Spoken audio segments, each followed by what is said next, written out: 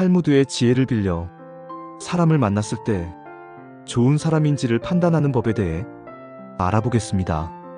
이 지혜가 도움이 되기를 바랍니다. 첫 번째, 함부로 남의 비밀을 말하는 사람은 피하는 것이 낫다. 입을 다물 줄 모르는 사람은 대문이 닫히지 않는 집과 같다. 세상으로부터 도망친 새는 붙잡을 수가 있으나 입에서 나간 말은 결코 붙잡을 수가 없다. 많고 많은 말 중에서도 비밀은 특히 조심해야 한다. 왜냐하면 비밀을 누설하지 않고 지키는 것은 그게 설령 현자일지라도 매우 어려운 일이기 때문이다. 비밀이라는 녀석은 돈처럼 붙들어 두려고 하여도 잠시 방심하면 사이에 나가버린다. 따라서 남의 얘기를 들었거든. 깊은 바닷속에 가라앉게 한 후 결코 꺼내보지 마라. 말을 조심하지 않는 자는 반드시 멀리하고 또한 나 역시 반드시 말을 조심하라. 함부로 하는 비난은 살인보다도 위험하다. 살인은 한 사람밖에 죽이지 않으나 비난은 반드시 세 사람의 인간을 죽인다. 즉 비난을 퍼뜨리는 사람 자신, 그것을 반대하지 않고 듣고 있는 사람, 그 화제가 되고 있는 사람까지 세 사람의 인간을 절망의 구렁텅이로 몰아넣는 행동이다. 물고기가 입으로 낚싯바늘을 물어 잡이듯 인간 또한 그 입으로 인해 화를 입는다. 또한 스스로 나의 비밀을 남에게 얘기하지 마라. 비밀의 가장 큰 고통은 남에게 말하지 못하는 것이라 하였다. 남에게 내 비밀을 얘기해서 그 사람이 고통을 받게 하지 마라. 내 비밀이 새어나가더라도 그건 비밀을 얘기한 나의 잘못이다. 두 번째, 스스로 떠올리며 과시하는 자는 피하는 것이 낫다. 조금 알고 있는 지식을 아는 체 하며 그저 시끄럽게 떠벌리는 사람들이 있다. 빈 깡통은 흔들어도 소리가 나지 않고 속이 가득 차도 소리가 나지 않는 법이다. 정원을 보면 그 집의 정원사를 알 수 있다. 인간은 모두 한평생을 살아가며 정원을 갖고는 정원사와 같다. 병원에는 갖가지 수목 우거지 고 계절마다 어김없이 꽃을 피우는 꽃밭이 있다. 또 연못이나 뇌물을 만들 수도 있다. 그리고 항상 나무나 잔디 같은 것을 관리해야 한다. 입으로 자기의 공적을 자랑하고 자신을 능력있고 훌륭한 사람으로 보이게 하는 것은 결코 어렵지 않은 일이다. 그러나 정말로 인간의 가치를 증명하는 것은 실제로 쌓아 올린 성취밖에 없다. 정원은 실제로 쌓아놓은 성취다. 지금 막 만들기 시작한 정원이라도 한 번만 보면 믿을 수 있는 정원사인지 아닌지 알 수 있다. 또한 나 자신의 겸손함을 유지하라. 물은 산 정상에 머물지 않고 계곡을 따라 서서히 흘러가는 법이다. 이처럼 진정한 미덕은 다른 사람보다 높아 지려고 하는 사람에게는 결코 머무르지 않으며 겸손하고 낮아지는 사람에게만 머무는 법이다. 자화자찬하지 마라. 자기 칭찬을 좋아하는 사람들이 있다. 남에게 자기를 칭찬하게 해도 좋으나 자기 입으로 자기를 칭찬하지 말고 자기 자신에게 배워라. 인간은 모두 스스로에게 배울 점이 차고 넘친다. 뛰어난 사람은 두 가지 교육을 받고 있다. 그 하나는 교사로부터 받는 교육이요, 다른 하나는 자기 자신으로부터 받는 것이다.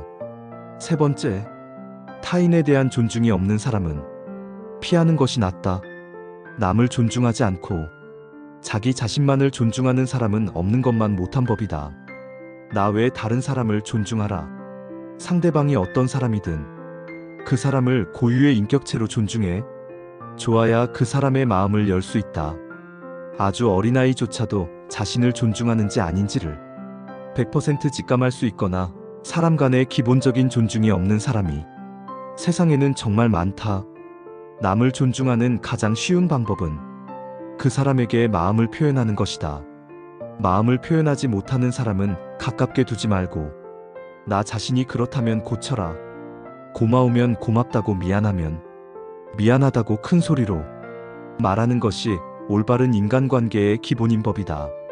감사할 때 마음으로 고맙다고 생각하는 것은 감사 인사가 아니다. 남이 내 마음속까지 읽을 만큼 한가하지 않다. 감사를 표현하지 않는 사람을 멀리하고 나 역시 남들에게 감사를 표현하라. 남의 즐거운 점을 보거든 같이 기뻐해주고 남의 슬픔을 보거든 그를 위로해 주어라. 남의 고통을 즐거워하는 자가 있다면 존중이 없는 차이다. 남의 부족한 행위를 기뻐하는 것은 부족한 행위, 그 자체보다 더 나쁘고 교활한 행위다. 다른 사람의 고통과 불행을 즐거워해서는 안 된다. 이런 사람이 친구라고 생각해 본다면 내가 고통받고 있을 때 그들은 속으로 웃고 있지 않겠는가? 네 번째, 고집만 부리는 사람은 피하는 것이 낫다. 고집 센 사람을 멀리할라. 세상을 살아가다 보면 자기 주원이 뚜렷한 사람이 있고 고집이 센 사람이 있다. 자기 주방과 고집을 구분하는 방법은 그 사람의 버릇을 보면 된다. 고집이란 놈은 제멋대로 하려고 하는 버릇없는 놈이고 힘이 무척 센 놈이다. 고집이란 그 놈을 사람이 데리고 사는 것이 아니고 저놈이 사람을 붙들고 놓아주지 않는다. 고집이 센 사람들은 항상 자기 말만 한다. 그 사람을 친구라 생각하지만 그는 그저 당신을 이용하고 있을 수도 있다. 자신의 감정을 소모하는 수단으로 말이다. 사람에게 하나의 입과 두 개의 귀가 있는 것은 말하기보다 듣기를 두 배로 하라는 뜻이다. 이 간단한 이치를 모르고 사람을 만났을 때 자기 말만 하고 남의 얘기를 듣지 않으며 자기 말만 옳다고 고집 부리는 사람이 있다면 굳이 애써서 논쟁하지 마라. 이런 사람은 그저 피하는 것이 이롭다. 자기 자신에 대해 웃을 수 있는 사람은 결코 남의 웃음을 사지 않는다. 자기 자신에 대해 웃을 수 있다는 것은 스스로를 객관화할 수 있다는 것이다. 말하자면 자신을 외부로부터 냉정한 눈길로 살필 수 있는 것이다. 즉 자기 자신이 우스꽝스럽게 것을 스스로가 잘 알고 있는 셈이 된다. 자기 중심적인 사람은 자기 자신을 남과 같이 냉정한 입장에서 바라보지 못한다. 밖을 보는 눈은 있어도 안을 볼 수 있는 눈은 없는 것이다. 이런 사람은 남을 보고는 웃어도 남이 자기를 보고 웃으면 화를 낸다. 자기의 어디가 우스운지를 모른다. 자신의 우스꽝스러운 점을 아는 사람은 그것을 고칠 수 있고 또한 남에게 웃음을 사더라도 너그럽게 받아들인다. 다섯 번째, 다른 사람들과 자주 다투는 사람은 멀리하라. 주변을 살펴보면 다툼이 끊이질 않는 사람이 있다. 싸우는 것은 어리석은 행동이다. 밀가루 장수와 굴뚝 청소부가 싸움을 하면 밀가루 장수는 거지고 굴뚝 청소부는 휘어진다. 현명한 사람은 싸움을 하지 않는다. 인생을 살아가는 데 있어서 가장 큰 재산은 친구이다. 인간은 누구나 일생을 통해서 만날 수 있는 사람의 수가 한정되어 있다. 싸움은 자신의 재산을 줄이는 가장 빠른 방법이다. 싸움은 결코 서로에게 득이 되는 것이 없다. 싸움은 절절한 자기 주장이다. 현명한 사람은 자기를 주장할 때 좀 더 사이에 맞는 방법을 택한다. 감정에 끌어 자기를 주장하려고 할 때 비로소 싸움이 일어난다. 지혜로 상대방을 설득하려는 자는 감정을 나타내 보이지 않는다. 이쪽에서 감정을 내보이면 상대방도 감정으로 맞서게 되기 때문이다. 현명한 사람은 상대방의 감정적으로 될지라도 자신은 감정을 눌러버린다. 하지만 자주 다투는 사람을 살펴보면 자신의 감정을 절제하지 못하고 항상 남과 논쟁을 하기 바쁘다. 이런 사람들은 자신의 잘못을 좀처럼 인정하지 않는다. 만약 내가 자주 다투는 사람 같다면 스스로를 돌아보아야 한다. 나에게 무슨 잘못이 있는 건 아닌지, 설령 나에게 잘못이 없다고 해도 무엇인가를 찾으려 노력해야 한다. 싸움이라는 것은 혼자 하는 것이 아닌 사람과 사람이 하는 것이기에 일방의 잘못만으로 시작되지는 않기 때문이다. 탈모드에는 인간관계에 대해 끊임없이 얘기합니다. 그만큼 인간관계는 우리 인생을 살아가는데 무척이나 중요한 요소인 것 같습니다.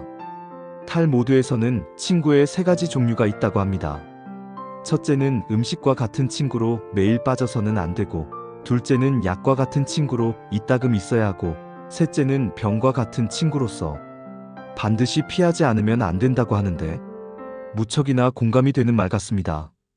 이 탈무드의 인간관계의 지혜가 우리 모두의 인간관계에 도움이 되기를 바랍니다. 감사합니다.